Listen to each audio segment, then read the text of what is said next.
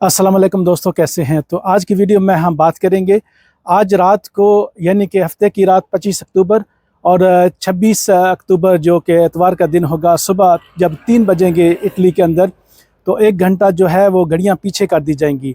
तो हर साल 2 मरतबा ये टाइम तब्दील होता है। गर्मियों में 1 घंटा जो है वो आगे किया जाता है और सर्दियों में 1 घंटा पीछे किया जाता है, ताकि दिन की रोशनी से ज़्यादा फ़ायदा उठाया जाए। इस पे एक बहुत बड़ी बहस चल रही है कि आइंदा इसको ख़त्म कर दिया जाए। यूरोपियन पार्लियामेंट ने भी एक तजवीज़ दी थी 2019 में कि 2021 के बाद इसको आस्ता आस्ता ख़त्म कर दिया जाए। या तो गर्मियों वाला टाइम मुस्तकिल कर दिया जाए या फिर सर्दियों वाला जो टाइम है यही हमेशा रहे, इसको तब्दील ना किया जाए। इस दफ़ा भी स्पेन के एक वज़ीर ने कहा कि ये हम क्यों चेंज करते हैं, इसको नहीं करना चाहिए। तो ये यूरोप के अंदर एक बहुत बड़ी बहस चल रही है। जो घड़ियाँ ऑटोमेटिक हैं या मोबाइल फ़ोन हैं, वो खुद ब खुद जो है वो 1 घंटा पीछे हो जाएंगे, तो आपको परेशानी की ज़रूरत नहीं होगी। लेकिन जो वॉल क्लॉक हैं, जो पुराने सुइयों वाले हैं, उनको आपको एडजस्ट करना पड़ेगा।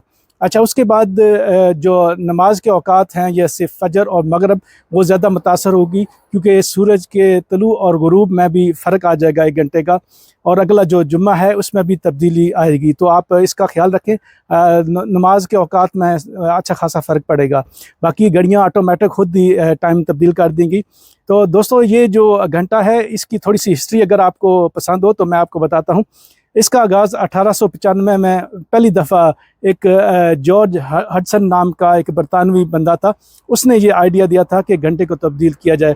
फिर 1907 में एक और जो बरतानवी बिल्डर था, उसने इस तजवीज़ को फिर आगे और इसको दोबारा कहा। और 1930 में जर्मनी, हंगरी और ऑस्ट्रिया ने इसको अडाप्ट किया, एक घंटे को तब्दील किया। फिर बाकी जो उनके मुखालफिन थे, उन्होंने भी घंटा तब्दील कर दिया गया। तो जब यूरोपीय यूनियन बनी तो 1996 में ये इसका बाकायदा यूरोपियन यूनियन के ममालिक में इसको लागू किया गया। और ये जो घंटा है, यानी कि मार्च के आखिरी हफ्ते में इसको तब्दील किया जाता है, फिर अक्टूबर के आखिरी हफ्ते में इसको तब्दील किया जाता है। तो ये जो रवायत है ये 1996 से यूरोपीय यूनियन के अंदर से बाकायदा तौर पर आ रही है। 2019 में, जैसे मैंने पहले बताया, कि इसको यूरोपीय यूनियन का इसको तब्दील किया जाए। देखते हैं कि अगले कुछ सालों में, क्योंकि आवाज़ें उठ रही हैं कि इसको ख़त्म कर दिया जाए, इसका कोई ख़ास फ़ायदा नहीं है। तो उम्मीद है कि ये वीडियो भी आपको अच्छी लगी होगी और आपको एक नई इन्फॉर्मेशन मिली होगी।